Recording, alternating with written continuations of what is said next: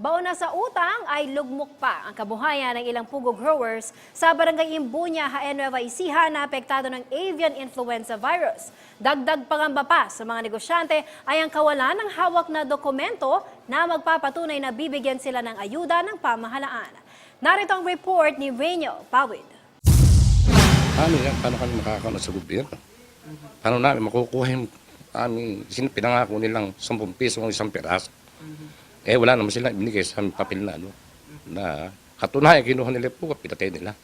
Tulirot nanginginig pa ang mga luha ni Mang Zaldi habang kinukwento ang biglang pagpatay sa kanyang 5,000 alagang pugo.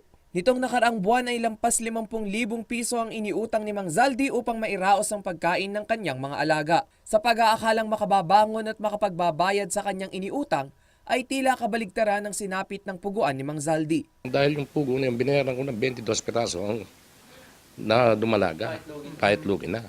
Hindi naman kasi kite. Ang kinain na 54,000 ang utang ko.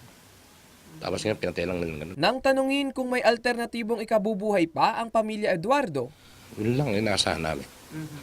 Kanya sana nga, nangingi kami ng tulong o kung pinansyal, para kami naman ay makabangon.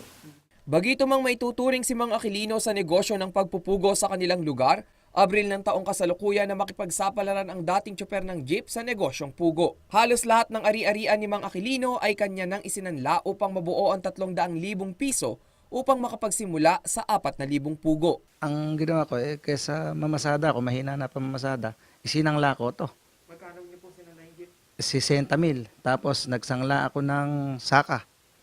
250,000 naman yung sinangla ko. Sa maikling panahon ng pagpupugo ay matutubos na sana ni Mang Aquilino ang kanyang jeep hanggang sa nangyari na nga ang hindi inaasahang pagkamatay ng ilang pugo sa katabi nitong farm. Tuwing magbebenta kami, siyempre inaanuhan ko itong sasangka para matubos ko na. Ito na nga yung sabi ko sa misis ko, maganda nga, maganda nga kita dahil ito 2 buwan na lang matutubos na eh. Tuwan-tuwa kami. Kasabay ng pagkawala ng mga pugo ni Mang Aquilino ay ang pagkawala ng kanyang pag-asa na mababayaran pa ang kanyang mga inutang matapos isapalaran ang kanyang mga ari-arian. August 18 nang itala ang avian influenza virus sa 2 puguan sa Nueva Ecija. Katulad ng ipinangako ng Kagawaran ng Agrikultura sa mga poultry growers na maapektuhan ng depopulation, ay babayaran ng 10 piso ang kada ulo ng pugong papatayin. Ako si Reynel Pawid para sa Metro Central Luzon News, Jaén, Nueva Ecija.